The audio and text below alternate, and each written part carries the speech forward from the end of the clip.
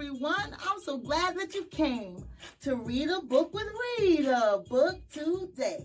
Because reading is something that she really loves to do from the rising of the sun until the day is through.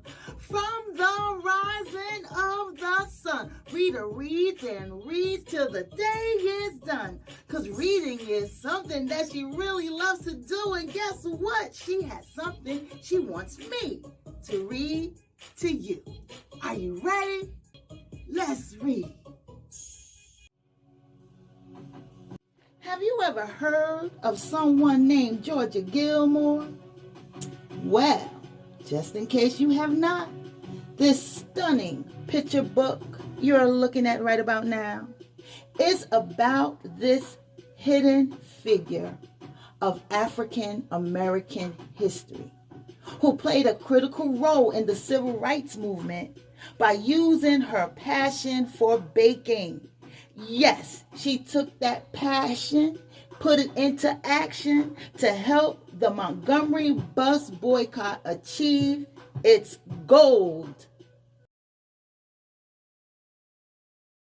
This picture book highlights a hidden figure of the civil rights movement who fueled the bus boycott and demonstrated that one person can make a real change in her community and beyond. So sit back, relax, listen, and enjoy. Go ahead, recline and unwind, because it's story time. Pies from Nowhere: How Georgia Gilmore Sustained the Montgomery Bus Boycott. Written by D. Romito and illustrated by Laura Freeman. When Georgia Gilmore was a young girl, she lived on a farm in Alabama where she fed the pigs and milked the cows. Georgia did her best to listen to what her mother told her. Think twice before doing anything you might regret, and never ever hate anyone. Georgia grew up and soon had a family of her own. She did plenty of cooking along the way, and when it was time for something sweet, she knew just what to do. She'd blend butter and sugar in a bowl to get her homemade pound cake started, and then add tea bags to a pot of water for a new batch of sweet tea. Georgia was a cook. She was a cook at the National Lunch Company in downtown Montgomery, Alabama. Because of segregation laws, the restaurant counter was separated into two sections. One side for white customers, one side for black customers. Georgia knew it was wrong, but that was the way things had always been. On December the 1st, 1955, Georgia was working at the restaurant when a news alert came over the radio. An African-American woman named Rosa Parks had been arrested for refusing to give up her seat on a bus to a white passenger. Rosa was tired of giving into rules that were unjust. And she wasn't the only one. The next day, a flyer was passed around the black community in Montgomery, asking people to boycott public transportation on Monday. It said, "Please stay off of all buses." Georgia watched as buses drove down the street, one after another. Empty, empty, empty. Because she had been treated poorly by the drivers so many times before, Georgia hadn't ridden the buses for 2 months. Still, she wanted to be a part of the movement she saw growing. Not long after she went to Holt Street Baptist Church to hear Dr. Martin Luther King Jr. speak, the church was full. The crowd overflowed onto the street outside. Large speakers had been set up so that everyone could hear.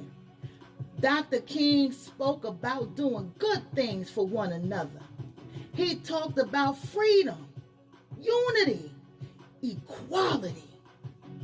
We are determined here in Montgomery to work and fight until justice runs down like water and righteousness like a mighty stream. Those were things Georgia believed in. And she was willing to fight for them. So, Georgia decided to help the best way she knew how. She worked with a group of women, and together they purchased the supplies they needed: bread, lettuce, and chickens. And then off they went to cook. The women brought food to the meetings that followed at the church. And they also sold sandwiches. They sold dinners in their neighborhoods. And this was all for the movement. As the bus boycotters walked and walked, Georgia cooked and cooked. And boy, did the people of Montgomery love her food. Georgia's group donated the profits from their sales to the Montgomery Improvement Association, which helped fund the boycott. But if anyone had found out that these women were involved, they could have lost their jobs. So Georgia ran the operation, and the other women acted as secret helpers. See, the way I figured it, people always had to eat. So I made the pies. That's what Georgia said. I made the pies. The women sold baked goods to local stores and groceries and laundromats and beauty shops, and people paid in cash so they wouldn't be connected to aid in the boycott. Sweet potato pie, peach pie, red velvet cake, 7-Up cake. Oh, only Georgia knew. Only Georgia knew who baked them, and only Georgia knew who bought them. Every Monday and Thursday, Georgia would go early to the boycott strategy meetings at the church. She'd walk up to the collection plate and announce how much her group was contributing. There was cheering and clapping and foot stomping. Woo! Everyone was excited. But whenever people asked where the money came from, she remembered her promise to keep it a secret. It came from nowhere, she said. Because of this, her brave group of women bakers became known as the Club from Nowhere.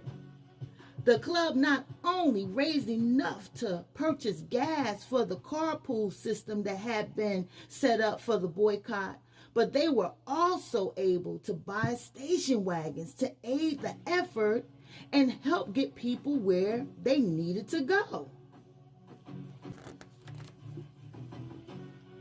But Montgomery didn't want their buses continuing to lose money, so the city did what it could to stop the protesters and their efforts. Dr. King and 89 others were arrested for their roles in the boycott. And Georgia was called to speak in court about an instance when a bus driver had mistreated her. After she had already paid, the bus driver demanded that she get off and enter through the back of the bus. When I reached When I reached the back door and was about to get on, he shut the back door and pulled off. And I didn't even ride the bus after paying my fare. So I decided right then and there I wasn't going to ride the buses anymore. That is what Georgia testified. Georgia knew she was doing the right thing by standing up for her fellow protesters. But news of the trial spread across the country like wildfire. When the National Lunch Company found out she was a part of the boycott, she was fired from her job. Georgia was unemployed and raising 6 kids on her own. She needed to find a new way to support her family. Dr. King encouraged her to start her own business. All these years, you've worked for somebody else. Now it's time for you to work for yourself, he said. He helped her improve the kitchen in her home, and Georgia got new pots and pans and cooking supplies. Word soon got around, and people came to eat at Georgia's. When they came to her house for a meal, they would eat wherever they could find a seat. And if they couldn't find a seat, they'd eat standing up. Georgia loved to talk and joke with her customers and friends. Soon enough, there were long lines to get a meal. Long lines to get a meal cooked by her. People ordered meals for delivery too. Georgia was making hundreds of lunches each day.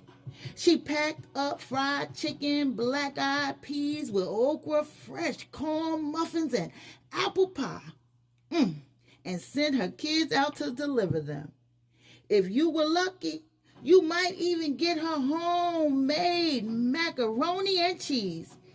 She was providing good food for her community, but she was also bringing the people of Montgomery together, both black and white.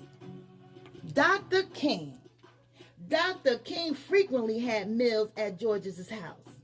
Because she was a big woman with a big personality, he lovingly called her Tiny. And because civil rights leaders knew they could trust Georgia, her home became a place of importance. A place for important and often secret meetings. I just serve them and let them talk, she said. On November 13th, 1956, Georgia was cooking in her kitchen, listening to music on the radio when the station interrupted the song to deliver the news. The Supreme Court had declared that segregation on buses was illegal. The boycotters had won. Georgia was thrilled. People could ride the bus and sit anywhere they desired. At the next church meeting, Georgia sat in her seat and listened as Dr. King announced that the Montgomery bus boycott was a success. We didn't have to walk no more, said Georgia. Even before Martin Luther King Jr. got up there and told us it was over, we knew it was over, and we knew we had won. Still, there would be more battles to fight. So Georgia Gilmore kept right on cooking. Cook on, Mother Gilmore.